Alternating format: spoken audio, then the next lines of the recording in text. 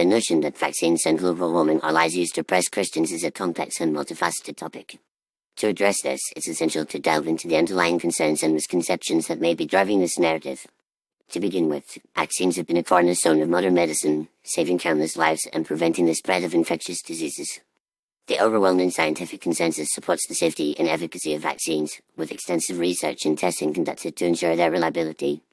However, some individuals within the Christian community may harbor concerns that vaccines are being used to exert control over their lives or undermine their faith.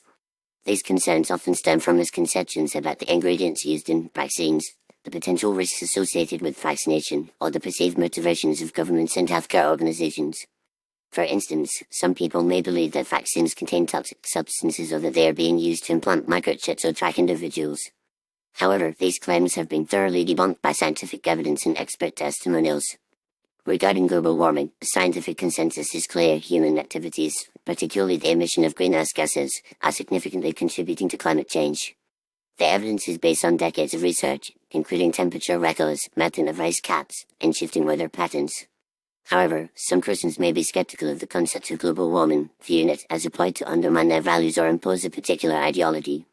This skepticism may be fueled by concerns that environmental regulations and policies aimed at mitigating climate change are an infringement on personal freedoms or an attack on traditional Christian values.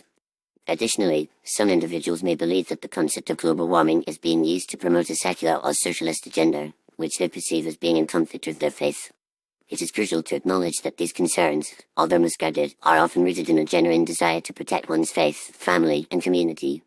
Rather than dismissing or mocking these concerns, it's essential to engage in respectful and informed dialogue, providing accurate information and addressing the underlying fears and misconceptions. In reality, vaccines and global warming are not lies used to oppress Christians. Instead, they represent critical public health and environmental issues that require a collective response, transcending religious or ideological boundaries.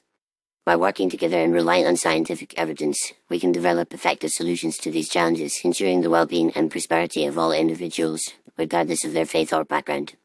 Ultimately, it's essential to recognize that the intersection of faith, science, and policy is complex and nuanced. While it's understandable that some Christians may harbor concerns about vaccines and global warming, it's crucial to approach these issues with a critical and open-minded perspective, acknowledging the overwhelming scientific consensus and the importance of protecting public health and the environment. By adopting a more nuanced and informed approach, we can foster greater understanding, respect, and cooperation between different communities, working towards a common goal of promoting the well-being and flourishing of all individuals. This requires a willingness to engage in respectful dialogue, listen to diverse perspectives, and rely on evidence-based information, rather than perpetuating misinformation or relying on ideological narratives. In conclusion, the notion that vaccines and global warming are lies used to oppress Christians is a misconception that stems from a complex array of factors, including misconceptions, fears, and ideological narratives. By engaging in informed dialogue, providing accurate information, and acknowledging the underlying concerns and values, we can work towards a more nuanced understanding of these issues, fostering greater cooperation and respect between different communities.